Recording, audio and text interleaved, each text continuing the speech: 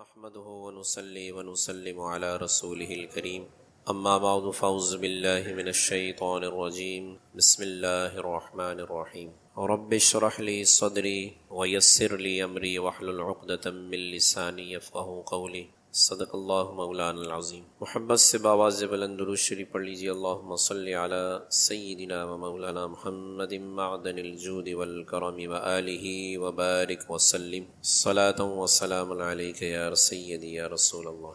درس قرآن کی آج نشست نمبر 312۔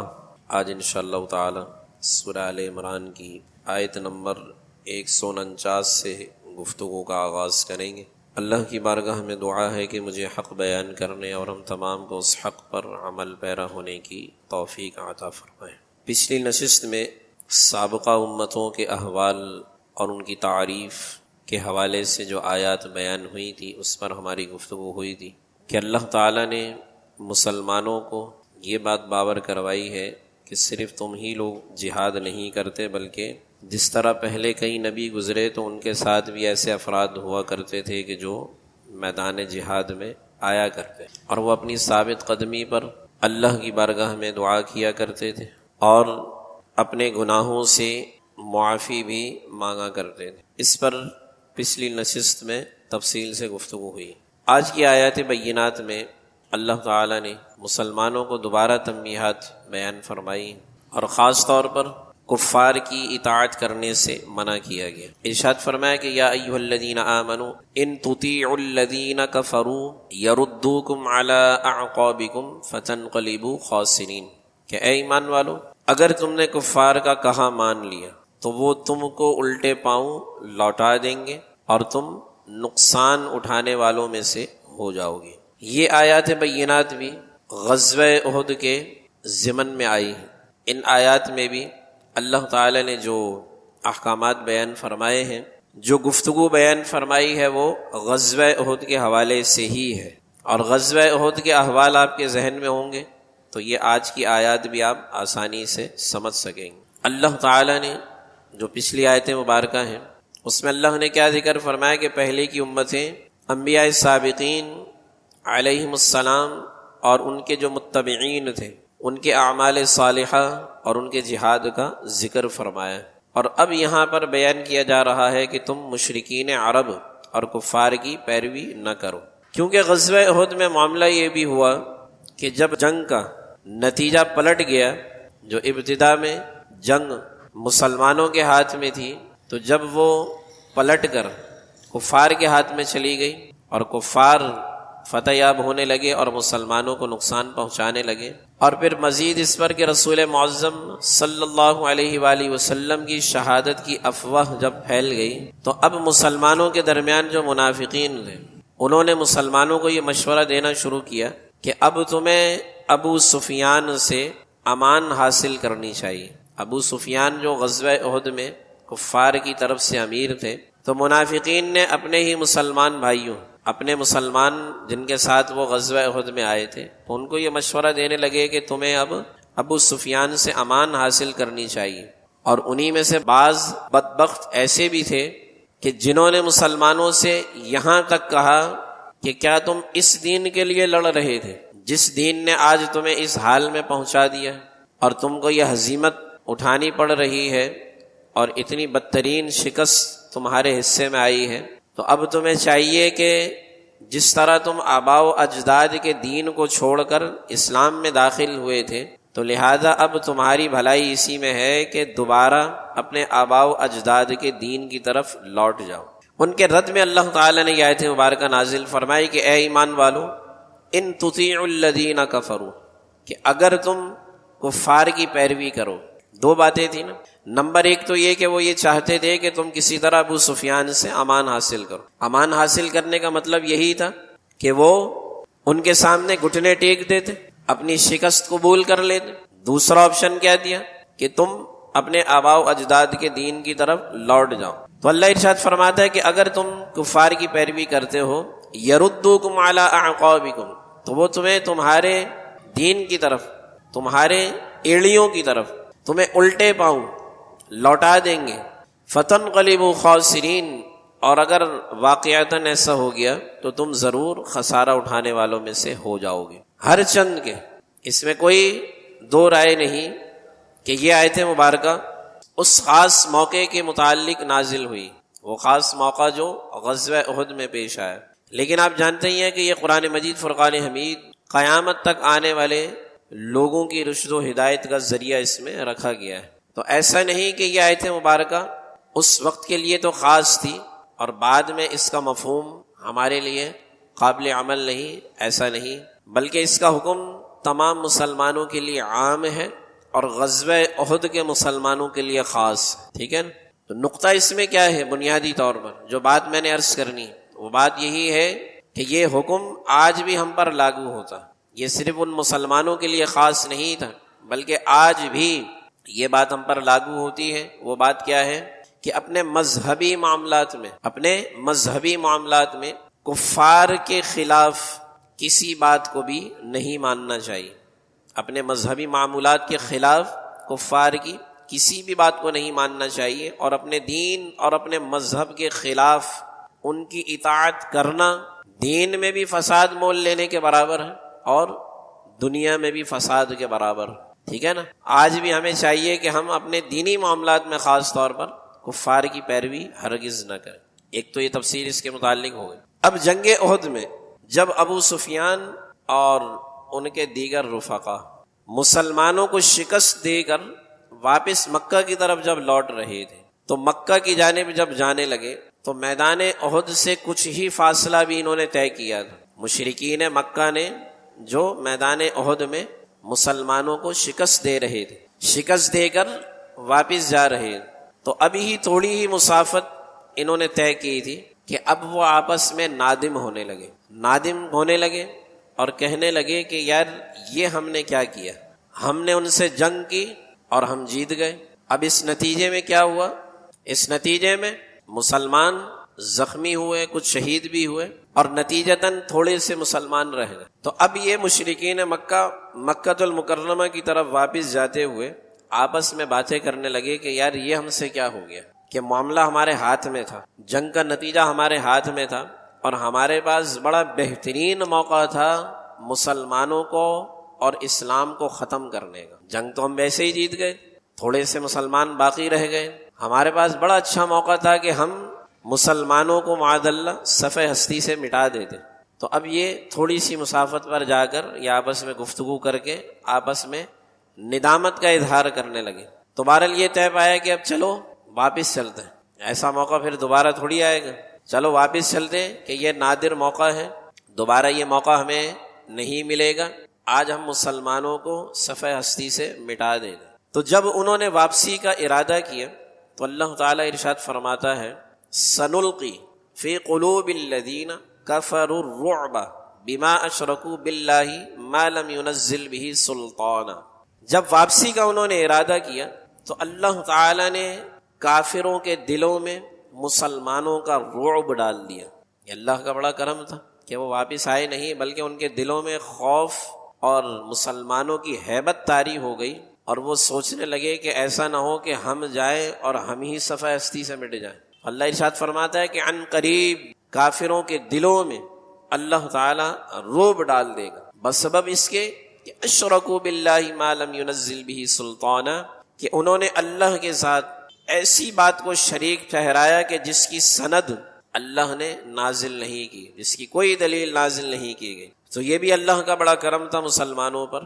اب جنگ احد میں مسلمان، یہ تو کفار کا معاملہ ہو گیا کہ وہ واپس چلے گئے. یہاں پر جب رسول معظم صلی اللہ علیہ وآلہ وسلم جنگ احد کے بعد مدینۃ المنورہ لوٹ کر آئے تو نتیجہ کیا تھا کہ اس جنگ میں 70 مسلمان شہید ہوئے اور بہت سے مسلمان زخمی ہوئے. اب اس موقع پر بعض مسلمانوں نے کہا کہ ہم کو یہ شکست کیسے ہو گئی، ہم سے تو اللہ نے مدد کا وعدہ کیا تھا، تو یہ ہم کو شکست کیسے ہو گئی. تو اللہ نے یہ آیت مبارکہ اس موقع پر نازل فرمائی کہ بے شک اللہ نے تم سے کیا ہوا وعدہ سچا کر دیا. وَلَقَدْ صَدَقَكُمُ اللَّهُ وَعْدَهُ اِذْ تَحُسُّونَهُمْ بِإِذْنِهِ، کہ اللہ نے تم سے کیا ہوا وعدہ سچ کر دیا کہ جب تم ابتدا میں اللہ کے اذن سے ان کافروں کو قتل کر رہے تھے۔ ابتدا میں غزوہ احد میں کیا ہوا آپ جانتے ہی ہیں کہ جب جنگ شروع ہوئی تھی تو مسلمان بڑی بے باکی سے لڑ رہے تھے، بڑی ہمت سے، تو اس بے باکی اور ہمت کی وجہ سے کیا ہوا تھا کہ جنگ مسلمانوں کے ہاتھ میں، اور مسلمان اس پر قابو پا کر جنگ کی فتح کی طرف جا رہے تھے، اور غیر مسلم کفار جو تھے وہ پسپا ہو کر جب بھاگنے لگے تو بھاگنے کی وجہ سے وہ اپنا مال وال سب چھوڑ کر بھاگنے لگے، تو مسلمان مال غنیمت اٹھانے میں مصروف ہو گئے۔ وہ 50 تیر انداز جو تھے اب انہوں نے دیکھا، کیونکہ اس میں ہوا یہ کہ جب ابتدا میں اللہ فرماتا ہے کہ ابتدا میں تم نے اللہ کے اذن سے کافروں کو قتل کیا، کیونکہ جب جنگ احد شروع ہوئی تو شروع میں مسلمانوں نے مشرکوں کے 7 علم بردار آپ جانتے ہو کہ جنگ کے بیچ میں ایک بندے کو علم دے کر مقرر کیا جاتا ہے، وہ علم بردار ہوتا ہے، اور وہ علم جب تک بلند ہے تو وہ قوم میدان میں کھڑی ہوئی ہے، لڑ رہی ہے، تو کیا ہوتا ہے کہ دشمن سب سے پہلے علم بردار کو مارتے، ٹھیک ہے، اب وہ اگر شہید ہو جائے تو دوسرا علم اٹھا لینا، پھر تیسرا، چوتھا، یہ ایک سلسلہ رہتا ہے، حتیٰ کہ جب کوئی بھی علم اٹھانے والا نہ ہو تو گویا انہوں نے شکست تسلیم کر لی۔ تو مسلمانوں نے ابتدا میں مشرکوں کے 7 علم بردار واصل جہنم کیے، اور مسلمانوں کو فتح ہو گئی، کافر بھاگنے لگے، اور مسلمان ان کا مال غنیمت اٹھانے میں مصروف ہو گئے۔ اب نبی اکرم صلی اللہ علیہ وآلہ وسلم نے احد پہاڑ کی چوٹی پر جو 50 تیر اندازوں کا دستہ معین کیا، اور حضور علیہ السلام نے خاص یہ حکم ارشاد فرمایا تھا کہ نتیجہ کچھ بھی ہو، فتح ہو یا شکست ہو، تمہیں یہ جگہ نہیں چھوڑنی۔ اب جب ان تیر اندازوں نے دیکھا کہ ہمارے مسلمان بھائی مال غنیمت اٹھانے میں مصروف ہیں، تو انہوں نے کہا کہ ہم بھی جا کر مال غنیمت اٹھا دیں۔ تو ان کے جو سردار تھے، جن کی کمانڈ میں دیا تھا، نام آپ لوگوں کو یاد ہوگا، پھر بھول گئے آپ لوگ، عبداللہ بن زبیر رضی اللہ عنہ، جن کی کمانڈ میں 50 تیر انداز، تو انہوں نے منع بھی کیا کہ بھائی حضور علیہ الصلوۃ والسلام نے ہمیں حکم دیا تھا کہ نتیجہ فتح میں ہو یا شکست میں ہو، تم نے یہ جگہ نہیں چھوڑنی۔ اب تو پھر ان لوگوں نے کہا کہ یار اب ہمارے یہاں رہنے کا کوئی جواز ہمیں نظر نہیں آ رہا، ہمیں اس لیے یہاں پر مقرر کیا گیا تھا کہ ہمارے مسلمان بھائی اگر تکلیف میں ہو تو ہم یہاں سے ان کی مدد کر سکیں۔ اب مسلمان جو ہمارے بھائی میدان میں لڑ رہے ہیں، اللہ نے ان کو فتح عطا فرما دی اور وہ مال غنیمت اٹھانے میں مصروف ہیں، تو لہٰذا انہوں نے وہ مورچہ چھوڑ دیا۔ تو اب مورچہ چھوڑنا تھا، اور کچھ ساتھی عبداللہ بن زبیر رضی اللہ عنہ کے ساتھ وہیں موجود رہے، اور عبداللہ بن زبیر بھی وہاں ہی موجود رہے، انہوں نے بھی وہ جگہ نہیں چھوڑی، لیکن باقی مسلمان وہاں سے جگہ چھوڑ کر مال غنیمت اٹھانے میں مصروف ہو گئے۔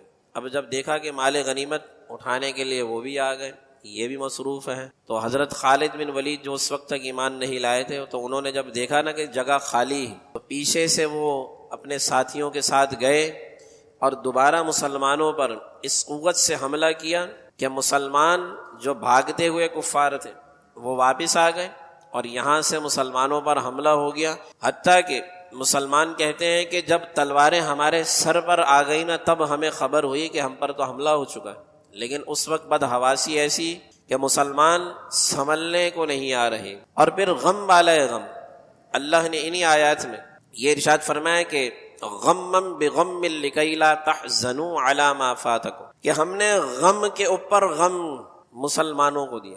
ایک غم تو یہ تھا کہ دونوں جانب سے پسپا ہو رہے ہیں، پہلا غم کہ جو مال غنیمت اٹھایا جا رہا ہے وہ ہاتھ سے نکل گیا، یہ غم، پھر اس سے بڑا غم کہ ان کے مسلمان بھائی زخمی ہونے لگے، اس سے بڑا غم مسلمان بھائیوں میں سے بعض افراد شہید بھی ہو گئے، جیسا کہ ابھی آپ نے سنا کہ 70 مسلمان غزوہ احد میں شہید ہوئے، جن میں بڑے جلیل القدر صحابی حضور سید عالم صلی اللہ علیہ وآلہ وسلم کے پیارے چچا سیدنا حمزہ رضی اللہ عنہ، وہ جام شہادت انہوں نے نوش کیا، جس کا حضور علیہ الصلوۃ والسلام کو بڑا حزن و ملال، اور جب بھی آپ اس واقعے کو یاد کرتے تو آپ غمگین ہو جایا کرتے۔ تو پھر یہ غم کہ مسلمان بھائی شہید ہوئے، پھر اس سے بھی بڑا غم، اللہ ارشاد فرماتا ہے کہ ہم نے غم پر غم اس لیے دیے کہ چھوٹا غم، انسان کی فطرت ہے کہ جب پریشانی میں انسان ہو تو بڑی پریشانی جب آئے نا چھوٹی انسان بھول جاتا، بڑی پریشانی جب آ جائے چھوٹی انسان کو یاد نہیں رہتی، اس سے بڑی آ جائے تو پھر وہ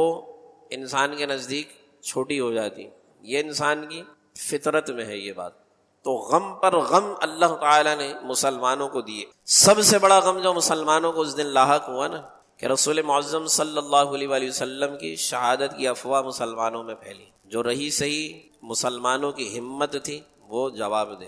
تو اب اللہ تعالیٰ نے ان آیات میں اس پورے واقعے کو کس طرح بیان فرمایا وہ سنیے کہ جب تم نے بزدلی دکھائی. یہ آیت مبارکہ اللہ ارشاد فرماتا ہے کہ جب تم نے بزدلی دکھائی اور رسول معظم صلی اللہ علیہ وآلہ وسلم کا حکم ماننے میں اختلاف کیا. اختلاف ہو گیا تھا نا ان 50 تیر اندازوں میں. اکثریت کہہ رہے تھے کہ اب ہمیں یہاں پر نہیں رہنا, ہمیں میدان میں جانا چاہیے اور اپنے بھائیوں کے ساتھ مل کر مال غنیمت اٹھانا چاہیے. اور کم وہ افراد تھے کہ جو اس حکم پر قائم تھے. تو جب تم نے بزدلی دکھائی اور رسول معظم صلی اللہ علیہ وآلہ وسلم کا حکم ماننے میں اختلاف کیا اور اپنی پسندیدہ چیزوں کو دیکھنے کے بعد, پسندیدہ چیز کیا تھی؟ مال غنیمت. پسندیدہ چیزوں کو یعنی مال غنیمت کو دیکھنے کے بعد تم نے نافرمانی کی. کس کی؟ رسول معظم صلی اللہ علیہ وآلہ وسلم کی. اللہ ارشاد فرماتا ہے کہ تم میں سے بعض دنیا کا ارادہ کر رہے تھے. بریکٹ میں لکھا ہوا ہے کہ جو اپنی ڈیوٹی چھوڑ کر مال غنیمت کے پیچھے گئے, اور بعض آخرت کا ارادہ کر رہے تھے کہ جو اپنی ڈیوٹی پر قائم رہے اور وہیں کفار سے مدافعت کرتے ہوئے شہید ہو گئے. تو اللہ نے فرمایا کہ پھر اللہ نے تم کو ان سے پھیر لیا تاکہ وہ تمہیں آزمائش میں ڈالے. اب پھرنے کی کیا صورت تھی وہ آپ سمجھ لیجیے. مختلف تفاسیر اس کی بیان کی گئی ہیں کہ پھرنے سے کیا مطلب. ایک تفسیر میں آپ کے سامنے عرض کروں. کہتے ہیں کہ احد پہاڑ کی پشت پر جو تیر انداز مقرر کیے گئے ان کے 2 گروہ ہو گئے. 2 گروہ ہو گئے نا. ایک نے کہا کہ ہم نے یہیں رہنا, حضور کا حکم ہے. دوسرے نے کہا کہ ہم نے مال غنیمت اٹھانے کے لیے جانا ہے. اب ایک گروہ اپنی جگہ قائم رہا.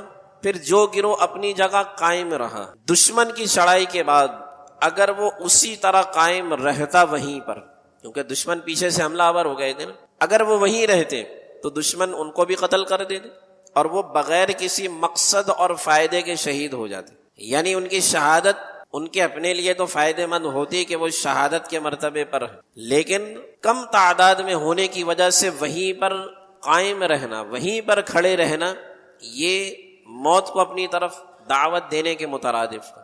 کیونکہ پہلے تو 50 تیر انداز تھے نا, 50 کی تعداد زیادہ تھی, اور جب تک وہ 50 وہاں موجود تھے کسی کی ہمت نہیں ہوئی پیچھے سے حملہ کرنے کی. اب جب ان میں سے اکثریت چلی گئی وہاں سے تو چند باقی رہ گئے. تو وہ اگر وہیں کھڑے رہتے تو کفار سے مقابلے میں وہ شہید کر دیے جاتے اور ان کی شہادت بغیر کسی مقصد اور کسی فائدے کے ہوتے. تو اس لیے ان کے لیے یہ جائز ہوا کہ وہ اس جگہ سے کسی اور مناسب مورچے میں چلے جائیں کہ جہاں دیگر مسلمان بھائی بھی موجود ہوں اور ان کے ساتھ مل کر دشمن سے مقابلہ کریں. کیونکہ جنگ میں ہوتا یہ ہے کہ افرادی قوت جب توڑ دی جاتی ہے تو دشمن پر حملہ کرنا آسان ہو جاتا. ٹھیک ہے نا.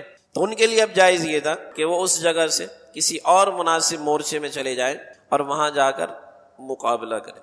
جیسا کہ نبی اکرم صلی اللہ علیہ وآلہ وسلم صحابہ کرام کی ایک جماعت کے ساتھ احد پہاڑ پر ایک محفوظ مقام پر چلے گئے. آپ نے جب غزوہ احد کے احوال سنے تھے نا, تو آپ محفوظ ایک دوسری وادی میں آپ چلے گئے تھے. تو پھر مسلمانوں کو بعد میں جب یہ پتہ چلا کہ رسول معظم صلی اللہ علیہ وآلہ وسلم شہید نہیں ہوئے بلکہ حیات ہے, تو حضور علیہ الصلوۃ والسلام صحابہ کرام کی ایک جماعت کے ساتھ ایک محفوظ مقام پر چلے گئے. اسی طرح وہ مسلمان کون سے؟ جو ٹیلے والے, جو وہیں پر تھے, وہ مسلمان بھی ایک محفوظ جگہ چلے گئے اور وہاں ان کو جہاد کرنے اور باقی مسلمانوں کی طرف سے مدافعت کرنے کا حکم دیا. اس لیے اللہ نے فرمایا کہ پھر اللہ نے تم کو ان سے پھیر لیا تاکہ وہ تمہیں آزمائش میں ڈالے. اور جو صحابہ کرام مال غنیمت اٹھانے میں مصروف ہو گئے ان کے متعلق اللہ نے یہ حکم ارشاد فرمایا کہ اللہ تعالی نے ان کو معاف کر دیا ہے, اور بے شک واللہ ذو فضل علی المؤمنین, اللہ جو ہے ایمان والوں پر بہت بڑا فضل کرنے والا. یہ اللہ کا بڑا فضل تھا کہ اللہ تعالی نے ان صحابہ کرام علیہم رضوان سے درگزر فرمایا. کون سے صحابہ کرام کہ جنہوں نے وہ جگہ چھوڑ دی تھی اور جس کی وجہ سے پوری جنگ کا نقشہ تبدیل ہو گیا. تو اللہ تعالی نے ان سے درگزر کیا, ان کی مزید ہمت اللہ تعالی نے باندھی اور ان کو مزید آگے بڑھ چڑھ کر جانے کا حکم دیا گیا. یہ بات تو یہاں ختم ہو جاتی. اب اللہ تعالی نے یہاں پر یہ بات بیان کی ہے کہ غم پر غم دیے گئے. وہ غم پر غم کیوں دیے گئے؟ تاکہ تمہیں آزمایا جائے، لِكَيْ لَا تَحْزَنُوا عَلَى مَا فَاتَكُمْ وَلَا مَا أَصَابَكُمْ، کہ تمہیں غم بالائے غم میں مبتلا کیا تاکہ محرومی اور اس شکست کی مصیبت پر تم غم زدہ نہ ہو۔ مال غنیمت کی محرومی تھی نمبر 1۔ دوسرا غم کیا ہوا کہ شکست، یہ غم تھا مسلمانوں کو کہ ہمیں شکست ہو گئی، کہ جس طرح کسی بڑی مصیبت کو دیکھ کر چھوٹی مصیبت کا دکھ کم ہو جاتا ہے، اسی طرح مسلمان مال غنیمت سے محرومی اور شکست پر غم زدہ تھے۔ ایک تو مال غنیمت سے محرومی ہو گئی، پھر یہ کہ شکست بھی ملی، تو اللہ تعالیٰ نے ان کو بڑے غم میں مبتلا کیا تاکہ اس بڑے غم کے مقابلے میں یہ چھوٹے غم جو تھے، مال غنیمت سے محرومی اور شکست، یہ چھوٹا غم جو ہے وہ جاتا رہے۔ اب بڑے غم کیا تھے، اس کی مختلف تفاسیر علماء کرام نے بیان کی، وہ باری باری آپ سن لیجیے۔ کہتے ہیں کہ اس دن سب سے بڑا غم جو مسلمانوں کو لاحق ہوا وہ یہ افواہ تھی کہ رسول معظم صلی اللہ علیہ وآلہ وسلم شہید کر دیے گئے، اور دوسرا بڑا غم جو مسلمانوں کو اس دن لاحق ہوا، یہ دو چیزیں ذہن میں رکھیں، دو غم، مال غنیمت سے محرومی اور شکست۔ ان دو کے مقابلے میں اللہ تعالیٰ فرما رہا ہے کہ ہم نے ان سے بڑے غم میں مسلمانوں کو مبتلا کیا تاکہ وہ ان غموں کو اپنے سر پر سوار نہ کریں، پریشان نہ ہو ان غموں کی وجہ سے۔ تو ایک تفسیر اس میں یہ ہے کہ ان دو غموں سے بڑا غم کیا تھا کہ حضور علیہ الصلوۃ والسلام کی شہادت کی افواہ، اور دوسرا غم کیا تھا کہ 70 کے قریب صحابہ کرام علیہم رضوان میدان احد میں شہید ہو گئے، ٹھیک ہے۔ پھر ایک روایت جس میں یہ ہے کہ بڑا غم ایک تو یہ تھا کہ مسلمانوں کے درمیان حضور علیہ الصلوۃ والسلام کی شہادت کی خبر پھیلی، دوسرا غم یہ تھا کہ کافروں نے پلٹ کر حملہ کر دی، ٹھیک ہے، اور مسلمان اس اچانک یلغار سے گھبرا کر بھاگ گئے، یہ بھی غم تھا۔ اب کہتے ہیں کہ مسلمانوں نے رسول اکرم صلی اللہ علیہ وآلہ وسلم کی حکم عدولی کر کے جو آپ کو غم پہنچانا تھا، حضور علیہ الصلوۃ والسلام، ایک مسلمانوں کے دلوں میں یہ بھی تھا کہ جو ہم حکم عدولی ہم سے ہوئی ہے تو اس حکم عدولی کی وجہ سے رسول معظم صلی اللہ علیہ وآلہ وسلم بھی غم میں مبتلا ہوئے، تو اس کی سزا میں انہیں جنگ احد میں شکست اور اپنے احباب کے قتل اور ان کے زخمی ہونے کا غم اٹھانا پڑا۔ حضور علیہ الصلوۃ والسلام کی حکم عدولی نہ کرتے تو مسلمان فتح سے ہمکنار ہوتے، لیکن اللہ تعالیٰ آزماتا ہے بندوں کو، اسی وجہ سے اللہ تعالیٰ نے تمام صحابہ کرام کی اس لغزش کو معاف فرما دی، اور اللہ ارشاد فرماتا ہے واللہ ذو فضل علی المؤمنین، کہ اللہ تعالیٰ بہت بڑا فضل کرنے والا ہے تمام مومنین۔ اب یہ کیا کیوں گیا، یہ غم میں مبتلا کیا کیوں گیا، اس کی وجہ یہ بیان کی گئی تاکہ مسلمان غم اٹھانے اور مصیبت برداشت کرنے کے عادی ہو جائے، اور آئندہ مستقبل میں جب بھی کوئی مصیبت اور محرومی کا سامنا ہو تو پھر غمگین نہ ہو۔ انسان جب غم دنیا میں زندگی میں برداشت کرتا رہتا ہے تو اس کے اندر برداشت کرنے کی قوت پیدا ہو جاتی ہے۔ یہ تو ایک تفسیر تھی۔ دوسری تفسیر اس میں یہ ہے کہ جنگ بدر میں جو مشرکین کو غم اٹھانا پڑا، اس کے مقابلے میں جنگ احد میں بھی مسلمانوں کو غم اٹھانا پڑا تاکہ مسلمانوں کی توجہ دنیا سے منقطع ہو جائے، وہ دنیا کے ملنے سے خوش نہ ہو اور نہ دنیا کے جانے سے غم میں مبتلا ہو۔ غزوہ بدر میں مال ملا تھا، غزوہ احد میں آتا ہوا مال چلا گیا۔ یہ تکلیف، یہ غم، یہ پریشانی میں اس لیے مبتلا کیا گیا تاکہ مسلمانوں کے دلوں سے دنیا ملنے کی جو خوشی ہے اور دنیا کی رغبت جو ہے وہ کم ہو، جو دنیا کے ملنے کی خوشی ہے وہ کم ہونی چاہیے۔ تیسری تفسیر اس میں یہ ہے کہ جنگ احد میں ان کو بہت سے غموں کا سامنا کرنا پڑا، جانی اور مالی نقصان کا غم تھا۔ اب آپ یہ باری باری غم سنیے، جانی اور مالی نقصان کا غم، پھر تمام مسلمانوں کو جو ہزیمت اٹھانی پڑی، جو رسوائی کا سامنا ہوا اس کا غم، پھر رسول معظم صلی اللہ علیہ وآلہ وسلم کا چہرہ انور زخمی ہو گیا، یہ بھی آپ نے غزوہ احد کے احوال میں سنا تھا کہ حضور علیہ الصلوۃ والسلام کا ایک کافر کے وار سے جو خود تھا آپ کے چہرہ انور پر، وہ خود کٹ گیا، تو اس کی وجہ سے آپ کا چہرہ انور زخمی ہو گیا، آپ کا دانت مبارک بھی شہید ہوا تھا، تو اس بات کا بھی غم تھا مسلمانوں کو۔ رسول معظم صلی اللہ علیہ وآلہ وسلم کی شہادت کی خبر جو مسلمانوں میں پھیلی، اس بات کا بھی غم تھا۔ مسلمانوں سے جو حکم عدولی سرزد ہوئی، جو نافرمانی سرزد ہوئی، اس کی پشیمانی تھی، اس کی پشیمانی، اور پھر اس بات کا غم کہ پتہ نہیں اب اس معاملے پر ہم سے کیا مواخذہ ہوگا، کیا سزا ہمیں دی جائے گی. یہ بھی ایک غم تھا مسلمانوں کو. پھر مسلمان رسول معظم صلی اللہ علیہ وآلہ وسلم کو چھوڑ کر چلے گئے، حالانکہ آپ انہیں آوازیں دے رہے تھے. اس بزدلی دکھانے کا غم تھا مسلمانوں کو کہ یہ بزدلی ہم سے کیسے سرزد ہو گئے. پھر آپ کے حکم ماننے میں جو اختلاف مسلمانوں کے درمیان ہوا، جو تنازع پیدا ہوا، اس بات کا غم. پھر مال غنیمت کے ہاتھ سے نکل جانے کا غم، ابو سفیان کے دوبارہ پلٹ کر حملہ کرنے کا غم، اور پھر حملہ ہوا تو ہوا، اس کے نتیجے میں مسلمان بھگدڑ کا شکار ہو گئے، اس بات کا غم. پھر مسلمانوں کے احباب اور رشتہ دار شہید ہو گئے غزوہ احد میں. اور ایک اور بھی بڑا غم تھا مسلمانوں کو کہ اس دن جو مسلمانوں کے جانشین تھے، جو مسلمان تھے، ان کے بھائی تھے جو شہید ہوئے، ان میں سے بعض افراد کا مسلح کیا گیا. یہ بات بیان ہو چکی ہے غزوہ احد کے احوال میں کہ جسم کے حصوں کو نکال کر باقاعدہ اس کے ہار بنائے گئے. مسلح کہتے ہیں کہ مرے ہوئے انسان کے جسم کے اعضاء کاٹنا، جیسے مسلمانوں کے ساتھ کیا، ان کے ہاتھ کاٹ دیے گئے. شہادت کے بعد کی بات کر رہا ہوں. شہید ہو گئے تھے مسلمان، ان کے ہاتھ کاٹ دیے، کسی کا پاؤں کاٹ دیے. اور سیدنا امیر حمزہ رضی اللہ عنہ کے ساتھ تو اتنی زیادتی کی گئی تھی کہ آپ کے جسم کا یہ سامنے کا حصہ جو تھا یہ پورا چیڑ پھاڑ کر دیا گیا اور آپ کے کلیجے کو نکالا گیا. حضرت ہندہ جو حضرت ابو سفیان کی زوجہ ہے، ظاہر ہے اس وقت مسلمان نہیں ہوئی تھی، تو انہوں نے وہ کلیجہ چبایا بھی تھا، اور مسلمانوں کے جو اعضاء تھے باقاعدہ اس کا ہار پرو کر گلوں میں ڈالا گیا.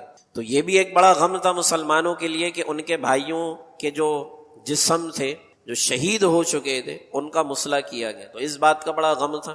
تو یہ سارے غم اللہ ارشاد فرماتا ہے کہ غم بغم لکی لا تحزنوا علی ما فاتکم ولا ما اصابکم، کہ غم پر غم میں ہم نے اس لیے مبتلا کیا تاکہ مسلمان غم جھیلنے اور مصائب برداشت کرنے کے عادی ہو جائیں، تاکہ پھر دوبارہ کبھی کوئی نعمت ان سے جاتی رہے یا کوئی مصیبت آ جائے تو اس کے نتیجے میں گھبرائیں نہیں، اور ثابت قدمی، اطمینان اور مردانہ وار مصائب کا مقابلہ کریں. اسی لیے اللہ تعالیٰ نے ایک کے بعد ایک غم مسلمانوں کو دیے. اور اللہ آخر میں ارشاد فرماتا ہے واللہ خبیر بما تعملون، کہ اللہ تمہارے کاموں کی خبر رکھنے والا ہے. یہاں پر یہ آیت مبارکہ مکمل ہوئی. اس کے بعد جو ہماری نشست ہوگی آگے بھی ابھی غزوہ احد کے ہی احوال آ رہے ہیں کہ اللہ نے مسلمانوں پر کس طرح کرم کیا.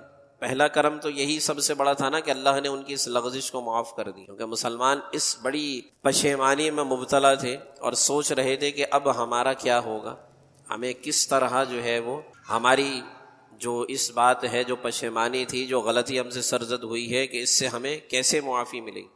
تو اللہ نے فضل کرتے ہوئے پہلے ہی معاف کر دیا، کیونکہ ان آیات میں ان کے ندامت کا ذکر تو ہے لیکن ان کے معافی مانگنے کا ذکر نہیں ان آیات میں، کہ انہوں نے اپنی اس گناہ پر معافی بھی مانگی.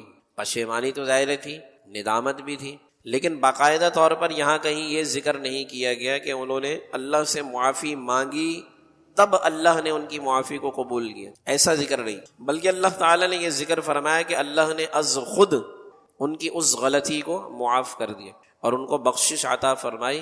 اور حضور علیہ الصلوۃ والسلام کو بھی یہ ارشاد فرمایا گیا، وہ آگے آنے والی آیات میں آئے گا کہ وَشَاوِرْهُمْ فِي الْأَمْرِ فَاعْفُ عَنْهُمْ وَاسْتَغْفِرْ لَهُمْ، کہ آپ ان سے مشورہ جاری رکھیے، کیونکہ اس پریشانی کی وجہ سے نا حضور علیہ السلام بھی ان سے خفا تھے، تو حضور علیہ السلام پھر ان سے مشورہ نہیں لیتے. تو اللہ نے ارشاد فرمایا کہ اے پیارے آپ ان سے مشورہ لیجیے، وَشَاوِرْهُمْ فِي الْأَمْرِ، اور ان سے جو یہ غلطی ہوئی ہے اس پر ان سے درگزر کیجیے جیسا کہ اللہ نے خود کیا تھا.